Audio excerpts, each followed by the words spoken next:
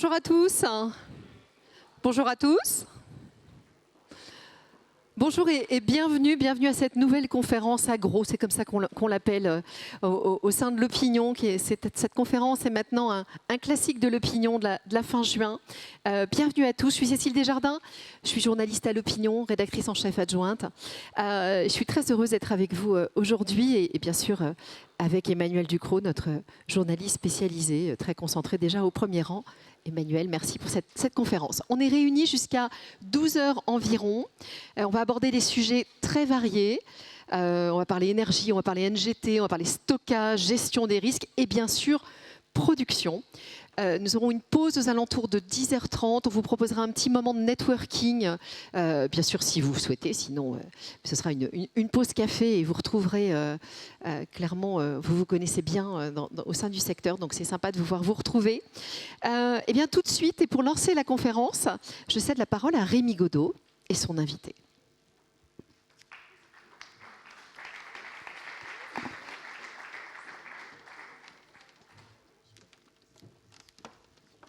Bonjour à tous et merci d'avoir bravé la canicule, bravo. Je suis ravi d'accueillir Stéphane Travert. Alors comme vous le voyez là, Stéphane Travert, vous avez été ministre de l'Agriculture et de l'Alimentation en 2017 et 2018. Vous êtes député de la Manche et vous êtes président de la Commission des Affaires économiques de l'Assemblée nationale. Alors le thème du jour, renouer enfin avec la production, c'est un sujet qui vous plaît, hein, qui est dans votre ADN, dans votre combat politique. En juillet 2017, Emmanuel Macron lançait les États généraux de l'alimentation. Il était déjà question de la valeur qui part, on ne sait pas trop où. En 10 ans, je voudrais commencer par là, est-ce que vous avez l'impression que le débat sur la production agricole a progressé, régressé? On en est où ? On remonte à 10 ans. Bonjour à tous et à toutes, ravis de participer à cette conférence et d'ouvrir vos travaux de la matinée. Oui, il y a 10 ans, c'était le 11 juillet, nous étions réunis à l'espace Pierre Mendès France à Bercy pour ouvrir les États généraux de l'alimentation. Nous avions souhaité avec Emmanuel Macron réunir tous les acteurs des filières pour faire un point de situation. Nous étions en début de mandature et nous avions pour objectif de redonner de la valeur à l'alimentation parce que le constat que nous avions fait est que sur les années 2015-2016, c'est près d'1 milliard de valeur qui était parti en fumée. Donc comment redonner de la valeur à cette alimentation et quelque part redonner aussi de la valeur au travail des filières, au travail des agriculteurs. Et donc le mieux était de réunir de l'amont à l'aval et essayer de trouver le meilleur moyen de définir à la fois des priorités sur les productions. C'est l'époque où nous parlions également de la montée en gamme. Et quand on regarde cette période avec les yeux d'aujourd'hui, et nous sommes passés par des crises absolument terribles, c'est la crise, les gilets jaunes, mais c'est la crise du Covid, la guerre en Ukraine, l'inflation, aujourd'hui la crise avec le Moyen-Orient. Je pense qu'aujourd'hui, le constat que l'on peut faire est que nous sommes sur un schéma où le débat sur l'agriculture reste profondément intéressant et les gens, la population, les citoyens s'intéressent au débat agricole, mais que sur un bon nombre de sujets, et notamment la production et les moyens de production, c'est devenu parfois totalement totémique. Très clivant, très polarisé. On a énormément de difficultés et on le voit aujourd'hui à l'Assemblée nationale dans la tripartition qui est la nôtre. On l'a encore vu il y a quelques semaines de cela lorsque nous avons abordé le projet de loi urgence agricole.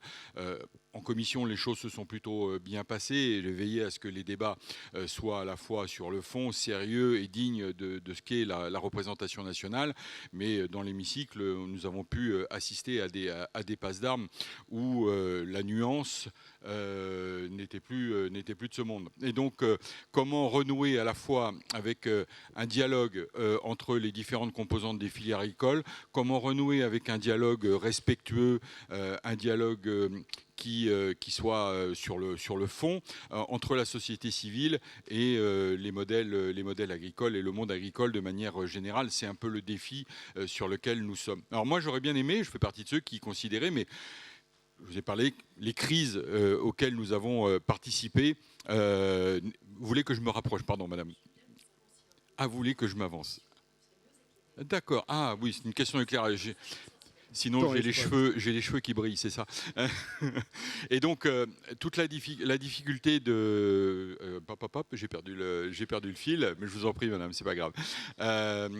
Oui, voilà, je fais partie de ceux qui auraient souhaité à ce que l'on puisse, à intervalles réguliers, réinterroger ce que nous avions fait il y a 10 ans, et c'est-à-dire réunir une nouvelle, peut-être sous une autre forme, mais refaire les états généraux de l'alimentation pour 5 ans après. Puis, peut-être l'année prochaine, 10 ans après, refaire un point d'étape, là où nous en sommes, refaire un point d'étape sur les plans de filière, regarder où chacune des filières se positionne, comment elles ont pu contribuer à nos objectifs de souveraineté alimentaire, comment elles ont progressé sur un certain nombre de défis qui sont ceux de toutes les filières. C'est le changement climatique, c'est la capacité à produire, c'est des ambitions aussi, c'est la lutte aussi contre un certain nombre de phénomènes climatiques qui viennent enrayer les objectifs de production.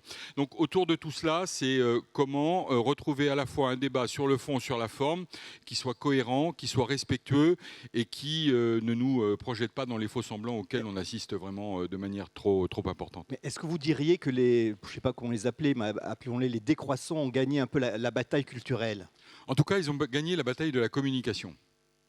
Et je crois qu'aujourd'hui, ce dont nous avons besoin, c'est que ceux qui pratiquent la nuance, ceux qui pratiquent le respect de ce que fait le monde agricole, qui regardent les choses, je dirais, à 180 degrés, il est temps que les modérés partent en guerre. Et il est temps que les modérés partent en guerre pour réaffirmer à la fois les valeurs de l'agriculture, réaffirmer aussi que l'agriculture qu'on veut bien nous présenter, l'agriculture française, voire même européenne, mais surtout française, que l'on veut bien nous présenter, ne correspond pas au modèle ou au schéma que l'on veut bien essayer de nous imposer aujourd'hui sur les réseaux sociaux et un certain nombre des représentants de la décroissance. Moi, quand j'entends parler, pendant tout le débat sur le projet de loi d'urgence agricole, on a entendu parler de fermes-usines, on a entendu parler d'agriculture intensive. Moi, je dénie quiconque de me donner l'adresse d'une ferme industrielle en France, telle qu'on peut la concevoir ou telle qu'on peut la voir dans d'autres pays, parfois en Europe, mais telle qu'on peut le voir au Brésil, par exemple. Moi, je ne sais pas ce qu'est une ferme industrielle aujourd'hui en France. Je ne sais pas où la trouver sur le schéma qu'ils veulent nous présenter. Et donc, on a besoin de redonner à la fois de la valeur dans la parole des filières agricoles, et qu'un agriculteur n'est pas forcément un pollueur, et qu'un agriculteur et que les filières agricoles aujourd'hui, eh bien, elles servent quelque part ce qui relèverait parfois même de ce qu'est un service au public, non pas un service public, mais un service au public, c'est-à-dire l'alimentation dont nous avons besoin. Donc c'est comment derrière, à travers ces schémas-là, nous réussissons à avoir un débat qui soit posé sur la question de l'eau, sur la question des intrants et des produits phytosanitaires, pour lutter là aussi contre les surtranspositions européennes et les écarts que nous pouvons avoir avec un certain nombre de partenaires. C'est comment demain nous avons un débat solide sur la PAC. Et vous avez vu comme moi que sur la prochaine politique agricole commune, il y a la volonté, alors on est en train de résister pour pas que cela puisse arriver, mais la fusion des politiques de cohésion et la fusion de la politique agricole commune serait un désastre, notamment pour la France, parce que nous sommes les premiers contributeurs nets sur la politique agricole commune. Or, nous avons besoin d'une politique agricole commune qui soit ambitieuse. Nous avons besoin de relever les défis autour des énergies, bien évidemment, et le monde agricole est là-dedans. Nous avons besoin de relever les défis de la production planifier la production. La planification, je le disais hier soir dans une table ronde que je menais, ce n'est pas uniquement un concept bolchevique, la planification. La planification, c'est ce qui va nous permettre de savoir où est-ce que l'on produit en fonction des territoires, quel territoire peut accepter tel type de production, tenir compte des défis climatiques, et puis faire en sorte aussi que ces outils de production, ils servent notre souveraineté alimentaire d'une part, que l'on puisse demain construire un poulailler dans de bonnes conditions, parce que tout le monde veut du poulet de proximité, ou tout le monde veut manger du poulet label le dimanche midi, mais personne ne veut du poulailler d'à côté. Nous assistons parfois à des situations totalement ubuesques où des éleveurs de porcs, par exemple, vont vouloir agrandir leur porcherie pour répondre aux exigences et aux objectifs du bien-être animal, et on ne peut qu'être d'accord avec cela. Et vous avez des recours à l'appel qui font traîner les projets pendant 5 ans, 8 ans, 10 ans. Nous avons tous des exemples dans nos territoires sur des ateliers de transformation de volailles qui ne peuvent pas se construire parce que vous avez des associations qui portent des recours. On a essayé à travers la loi, et il va falloir y retravailler avec le Sénat bien évidemment, à faire en sorte que lorsque vous avez un périmètre sur lequel vous menez une enquête publique, par exemple, et que vous avez des avis sur l'implantation d'un élevage qui viennent de l'étranger, des avis qui viennent de plus de 1000 km, je crois qu'il faut mettre un terme à cela et revenir, je dirais, à ce qu'est la réalité d'un projet sur un territoire. Vous parlez des lois. À chaque crise, on a l'impression qu'il y a une loi organique, une loi d'urgence, une loi sur les prix, une loi sur les exploitations. Est-ce qu'il n'y a pas trop de lois? Est-ce que c'est la bonne méthode? Est-ce que le réflexe, une crise, une loi qui est plus ou moins appliquée avec des décrets d'application qui se font attendre, qui créent beaucoup de frustration d'ailleurs sur le terrain, est-ce que c'est la bonne méthode? Il faut encore des lois?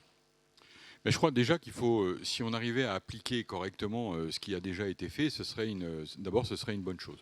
Moi, je suis parlementaire, je défends ma maison, je défends l'Assemblée nationale et le travail et le rôle éminemment important des parlementaires pour faire la loi. Mais c'est vrai que l'on souffre parfois. Moi, c'est un constat que je fais, que ce qui peut passer par le domaine réglementaire soit mis dans la loi, tout simplement parce que c'est la volonté aussi d'inscrire son nom sur un amendement qui va être adopté. Et donc, voilà, c'est aussi l'air du temps sur le buzz, l'ultra-communication. Hier soir, j'avais mené une table ronde avec Elisabeth Borne sur les sujets de l'émotion. Comment est-ce qu'on réagit à travers l'émotion sur un sujet d'actualité? Je pense qu'il faut prendre de la hauteur, prendre du temps. Quand on réagit dans l'émotion, eh bien, on a la situation que l'on a actuellement. C'est-à-dire qu'il y a l'émotion, il y a des manifestations agricoles, et derrière, il y a un projet de loi qui arrive. Alors, on a la volonté, bien évidemment, que ce projet de loi il puisse apporter des solutions, mais je pense que il n'y aura jamais une loi qui réglera l'ensemble des problèmes du monde agricole. Pour la bonne et simple raison, c'est que le monde agricole, c'est un monde vivant, et que le vivant, il évolue, et qu'on passe de crise en crise, de périodes fastes à des périodes plus difficiles. Et moi, je crois dans le pouvoir de la loi pour qu'elle soit efficace, à ce qu'elle soit moins bavarde. Et c'est ce que j'essaye, comme président de commission, à porter comme message. Et avec une loi moins bavarde, que ce soit une loi aussi plus efficace. Et puis de veiller ensuite à ce que les décrets d'application puissent être tenus, pris et mis en œuvre et déclinés aussi sur le terrain. Quand ça bloque en France, maintenant, il y a 2 références, Notre-Dame et les JO, avec des lois d'exception. Ça pourrait marcher pour l'agriculture, une loi d'exception agricole? Quelque part, quand on a fait les états généraux de l'alimentation, c'était d'une façon ou d'une autre aussi une loi d'exception, parce qu'on a profondément, je pense, depuis 10 ans, transformé aussi, à la fois le débat, mais transformé la manière de travailler sur l'ensemble des défis. Il reste toujours des choses à faire, tout est perfectible, bien évidemment. Et quand on parle de Notre-Dame, en fait, c'est mettre en œuvre une loi où, je veux dire, on va être dans la marche avant. C'est comme la construction du prix. On va être en marche avant pour la mise en place et la mise en œuvre d'une loi. Il ne s'agit pas de se détourner du droit, il ne s'agit pas de se détourner de la réglementation, mais de faire en sorte que chacune et chacun soit bien en rang pour faire en sorte que une chose décidée puisse se mettre en place, les décrets pris dans les temps et l'ensemble des filières, je dirais, en marche avant pour la réalisation de ce qui a été décidé. C'est essentiel. Et puis, c'est ce qui permet aussi de cesser d'opposer l'agriculture et l'environnement. On le voit bien aujourd'hui, nous allons avoir de plus en plus de phénomènes climatiques comme celui-là. Il va falloir que l'agriculture s'adapte, il va falloir que la société aussi s'adapte. Et donc, pour cela, nous avons besoin de planifier, nous avons besoin de produire, et c'est le thème de la conférence de ce matin, mais cet acte de production, il doit vraiment être remis, véritablement être remis au cœur de nos objectifs et nos ambitions. À ce propos, dans la loi d'orientation, il y a un gros volet sur la transmission, oui, et sur l'installation de nouveaux agriculteurs. Quelle image vous aimeriez donner de l'agriculture pour que justement il y ait ce renouvellement? On a l'impression que le débat là aussi est très manichéen. Vous parliez des fermes-usines, on a aussi l'idée que small is beautiful. Comment faire qu'il y ait des vocations et que l'agriculture redevienne un secteur hype comme d'autres? Mais tout simplement parce que l'agriculture, c'est elle qui nous fournit l'alimentation dont nous avons besoin. Et sans alimentation, il n'y a pas de vie. Il n'y a pas, sans eau, il n'y a pas d'agriculture, donc pas d'alimentation. Et donc c'est un principe de base. Et aujourd'hui, moi je suis toujours... Il y a un message d'optimisme quand même à passer. Moi, je circule dans pas mal de lycées agricoles. Alors, je vois beaucoup de ce qu'on appelle les NIMA, les non-issus du milieu agricole, venir prendre des places dans les lycées pour embrasser après des carrières dans l'élevage, dans le maraîchage, dans la production agricole. Donc, il y a un signe comme quoi tout n'est pas perdu. Mais vous savez, moi, je me souviens de ces débats pendant des semaines et des semaines, des mois et des mois. Il y a durant encore quelques années, les choses se sont arrêtées, je pense, après le Covid, où on disait un agriculteur, il gagne 2,50 € par jour, et toutes les 10 secondes, il y a un agriculteur qui se suicide. C'était un peu, de manière très schématique, ce que l'on vous présentait sur le modèle agricole. Comment voulez-vous attirer des jeunes gens avec un discours comme celui-là ? Donc on a besoin de donner des perspectives de pouvoir pratiquer, de pouvoir produire, je dirais, dans les filières qu'ils ont choisies et dans les systèmes d'exploitation qu'ils ont choisi, de leur donner à la fois des perspectives, des débouchés commerciaux, bien évidemment. Et donc, quelque part, c'est le revenu. Si vous considérez, vous montez votre exploitation ou vous reprenez une exploitation et que vous constatez que derrière, vous n'avez pas la capacité à dégager un revenu suffisant pour vivre et investir et innover dans votre exploitation, c'est peine perdue. Donc c'est la question du revenu, la capacité à pouvoir produire, la capacité à pouvoir transformer et la capacité à pouvoir monter des outils dans les bons délais qui vous permettent là aussi d'investir et d'innover. Ça passe par de nouveaux modèles d'exploitation ? Des nouveaux modèles d'exploitation, oui. Aujourd'hui, on est très attaché. La ferme France reste une exploitation familiale, bien évidemment. On est bien loin des modèles que nous pouvons connaître en Allemagne ou en Pologne. Mais aujourd'hui, c'est un phénomène qui fonctionne plutôt bien, un phénomène d'association. Et derrière, c'est comment on a cette capacité à répondre aussi à la demande sociétale. Je pense que c'est un tout. Il y a une demande sociétale sur une alimentation qui soit saine, qui soit variée, qui soit disponible et une alimentation qui soit la plus possible de proximité. Aujourd'hui, quand on voit le taux d'importation de fruits et légumes, j'étais aux 50 ans d'Interfel il y a 2 jours, on voit qu'on a des marges de manœuvre aujourd'hui, mais encore faut-il nous laisser la capacité à pouvoir produire, à lutter contre des phénomènes de concurrence qui viennent fragiliser aussi nos filières. C'est comment dans les lycées agricoles, on arrive à mieux former aussi nos élèves, à en faire des professionnels en termes d'agronomie qui soient référencés, mais aussi à en faire des chefs d'entreprise, des dirigeants de unit business, si vous me permettez cette locution, pour eh bien, à la fois répondre à 2 objectifs, c'est-à-dire la capacité à produire et bien produire, et la capacité aussi à bien diriger une exploitation sur le plan économique. Moi, je me souviens de débats pendant la LOA où certains étaient venus nous dire que la formation en agriculture, ça ne servait à rien. Il suffisait de mettre des gamins sur un tracteur, de leur montrer comment ça marche, et puis ensuite, les choses allaient tout seul. Moi, je ne crois pas à ça. Je crois à la formation, je crois à l'exigence de formation, bien évidemment, et puis à laisser le libre choix aussi aux uns et aux autres de leur modèle d'exploitation pour leur permettre de travailler comme ils ont envie de le faire, parce que ce sont des entrepreneurs individuels, que ce soit en lait, en maraîchage, en viande bovine, porcine ou volaille, leur laisser suffisamment d'agilité pour diriger aussi leur système d'exploitation. On l'a vu avec l'Ukraine, on le voit avec le Moyen-Orient. L'agriculture, comme tous les autres secteurs économiques en France, est percutée par les crises internationales. On peut même dire qu'elle est subie et qu'elle est face à un État qui n'a plus trop les moyens d'agir, d'intervenir, de protéger. C'est quoi la voie pour vous ? La voie, c'est que on a une dimension européenne et qu'aujourd'hui, on doit lutter contre la concurrence internationale, mondiale, avec une situation géopolitique qui est celle que vous connaissez. Je n'ai pas besoin de vous la décrire.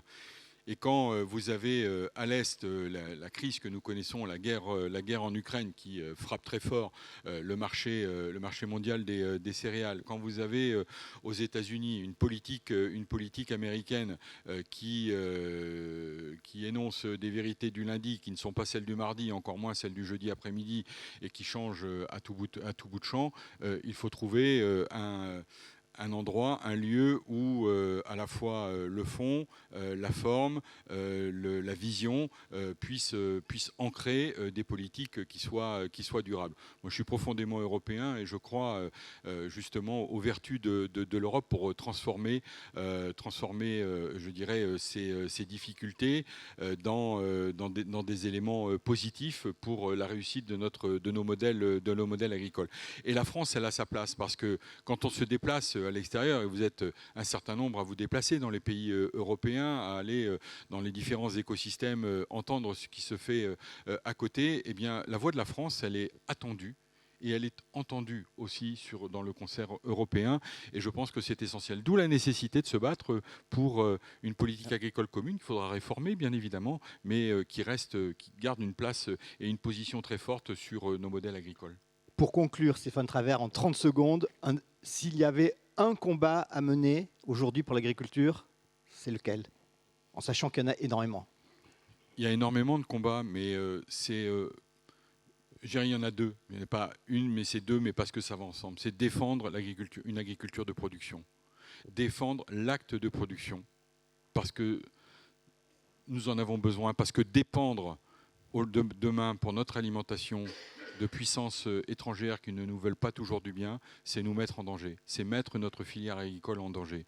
Et la deuxième, c'est faire en sorte, et je le disais tout à l'heure, que les modérés partent en guerre, mais c'est une guerre intellectuelle, mais c'est de faire en sorte que nous soyons beaucoup plus audibles sur la réalité de ce qu'est l'agriculture. Et je remercie l'opinion de participer aussi dans ce débat et dans la manière de raconter aujourd'hui l'agriculture telle qu'elle existe, et non pas une agriculture fantasmée ou une agriculture qui n'existe que dans le regard des décroissants. Et donc je pense que c'est ce débat public dont nous avons besoin. Nous avons besoin d'un débat public de confiance et d'un débat public qui ne soit plus totémique et qui ne cède la parole qu'aux extrêmes des deux côtés. Merci Stéphane Travers. Merci à vous. Merci. Merci. Et votre conclusion était une excellente transition. Donc je cède la parole à Emmanuel Ducrot qui va animer la première